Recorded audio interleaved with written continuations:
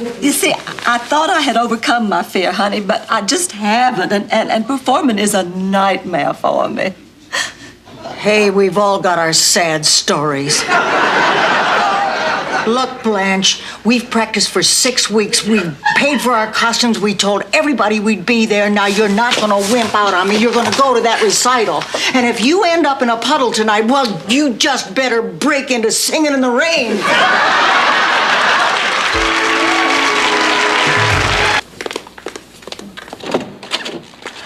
You. Good morning. Well, kid, what do you want? I changed my mind. I was wrong to ask for all those gifts. Dorothy, you see, I knew she'd come to her senses. I decided cash is better. That way I can buy exactly what I want. I'll get my purse. No, Blanche, I'm not going to let you do that. I've been doing a lot of thinking. And if after all the years of love and companionship, Fernando and I are meant to part company, I'll just have to accept that. Time to time, life deals you an unfriendly hand. There's nothing you can do about it. I guess there's a lesson to be learned here. Sometimes life just isn't fair, kiddo.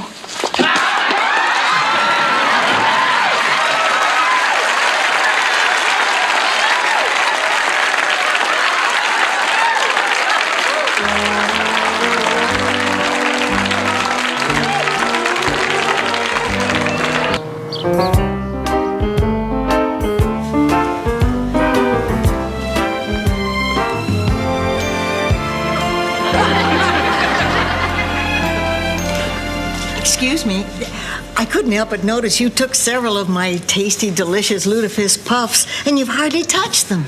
I just don't care for them. Yeah, well, that's an ugly hat.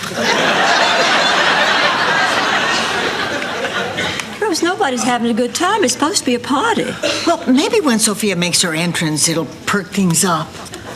Oh, everybody, here's Myrtle. Oh, Myrtle, thank goodness you got here. You're just the person we need to liven up this party. Do some of those impressions you're so good at. Oh, God, oh, God, oh, God. Jimmy Swaggart, right? That's just wonderful. Do another one. The last time I saw her, she was fine. I didn't even know she was sick. What happened? Wait, don't tell me. Klaus von Bülow?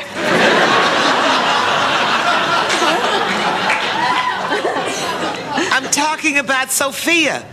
How did she die? What do you mean, how does she? Excuse me. Rose, listen, I want you to think now very carefully. When you sent out those invitations, you did remember to tell everyone Sophia's really alive, didn't you? Blanche, I'm offended. I mean, how dumb do you think I am? I made the freaking hors d'oeuvres. Leave me alone. You idiot. Everybody thinks she's dead now. Well, we're going to have to tell them the truth before she comes out. Hey, everyone. Thanks for coming to my wake. What do you think of the dress?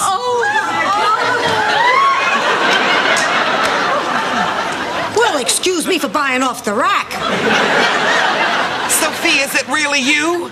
You're supposed to be dead. Hold that thought. Rose, you forgot to tell these people I was alive, didn't you? And I made the freaking punch, and I made the freaking decorations.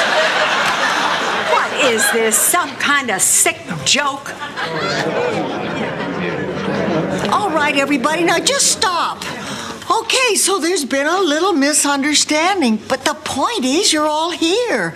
And you were invited to celebrate Sophia's life and the wonderful times you've shared. And the good news is that Sophia's still with us. So now you have the chance to tell her how you really feel about her. I'll go first. Sophia, I drove 30 miles and missed a day of work just to be here. I think it's very selfish of you not to be dead. And I missed, well, actually, I didn't have anything planned for today, but I'm still PO'd. Oh, I'm so sorry, Sophia. But you know, the important thing is they all came. And when they thought you were dead, they were real sad. Now, that counts for something.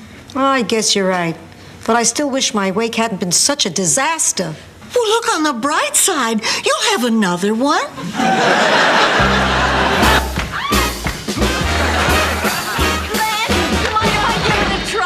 Oh, for heaven's sake, go on. No, Dave, I better do this by myself. You might get hurt.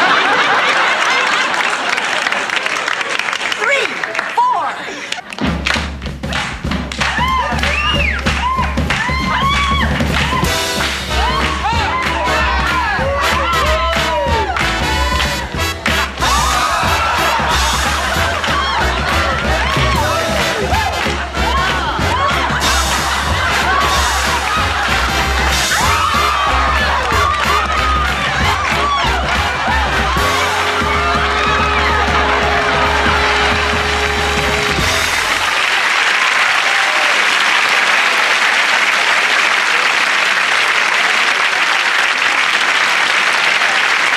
It looks like it's going to be a long night.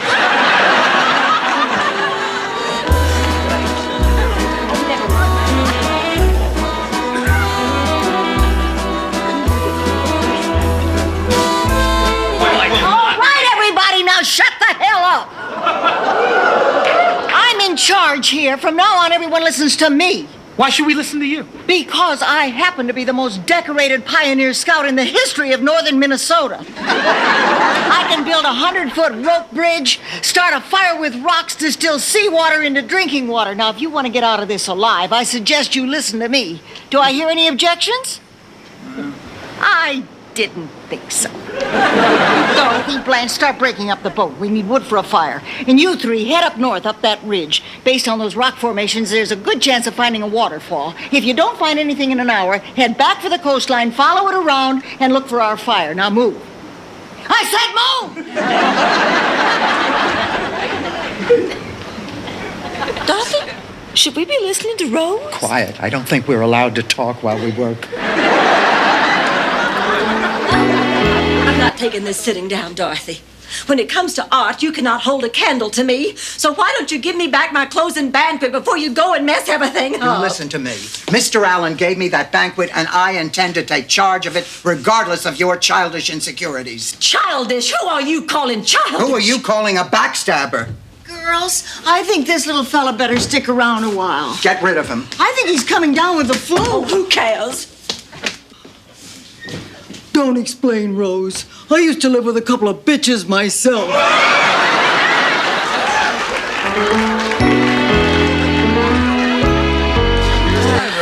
Rose, Miles called again. He wants you to meet him outside the concert hall. I asked you to tell him I'm not going. I'm not going to do your dirty work for you, Rose. Well, I don't want to talk to him.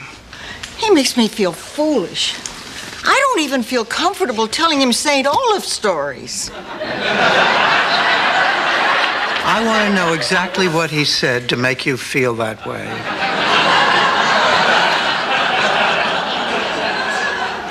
Look, I'm not going out with him. You go, Blanche. What? Well, you like him. I know you do, so you go. What? I couldn't. Of course she couldn't. You stay out of this, Dorothy. Well, why not? It's all over between us. He'll know that tonight. It's impossible. I feel like a A backstabbing slut?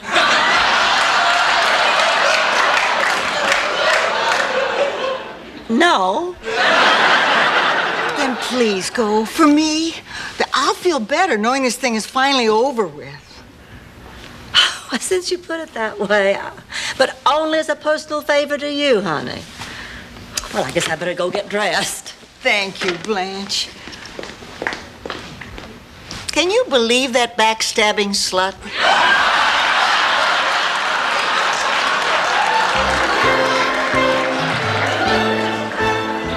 Rose, I don't need a lecture. It's over. No, it's not. I'll leave in the morning. Obviously, I won't be coming back. So that's where it ends? Well, that's neat, isn't it? You walk in here, borrow my friends for a while, and then start acting like a stupid jerk and waltz right out as if nothing ever happened. Do you want an apology? I want an explanation. How Holly, I can't figure you out. You're smart, you've got a career, you're attractive. Why do you always have to act like such a jackass? Maybe I just never learned to be the great person my big sister was. Oh, Holly. It's true, Rose. You always had the friends. I didn't. You had boyfriends, girlfriends. You were friends with every animal on the farm. I never learned how to make friends. You never learned how to keep friends. You never thought of anybody but yourself. It's about time you stopped looking around for other people to blame. This is your problem. Oh, I always used to feel so guilty for not getting along with you. But that's over. Just because we're sisters doesn't mean we have to be friends. I'd like to be someday, but you're going to have to make the first move. Goodbye, Holly.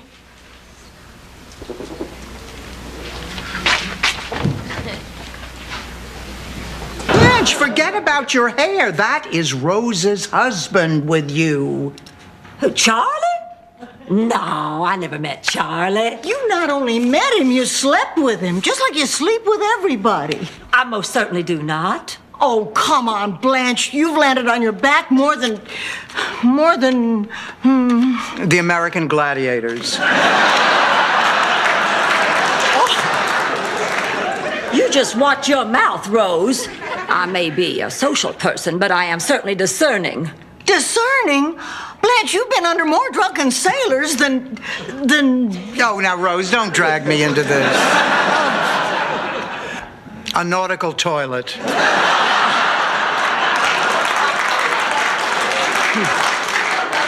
Well, that does it, Rose. Now you've just gone too far. I don't know how he got into my room, but I can promise you I do not go to bed with men who wear wedding bands. What if he took it off? Then I'd see the tan line. What if he was from Minnesota and had no tan?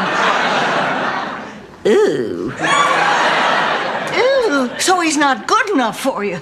Listen, my Charlie was 6'2" and broad-shouldered and apparently had about as much taste in women as other men with flawed choicing skills.